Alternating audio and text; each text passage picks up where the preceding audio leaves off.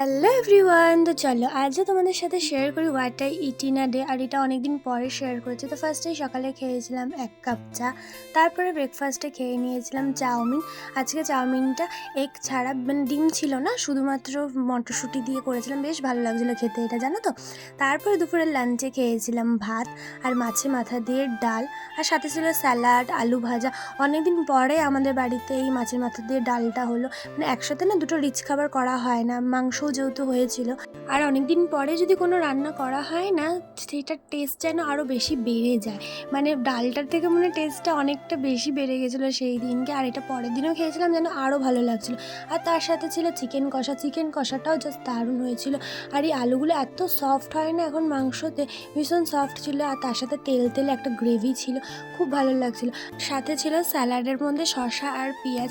আমার না মাংসর সাথে পেঁয়াজের এই স্যালাডটা খেতে ভীষণ ভালো লাগে। আমি খেয়েওছি মাংস দিয়ে পেঁয়াজ দিয়ে স্যালাড দিয়ে, বেশ ভালো লাগছিলো। শুধু যে বিরিয়ানি দিয়ে স্যালাড চলে তা নয়, আমার সাথে ভাতের সাথেও চলে।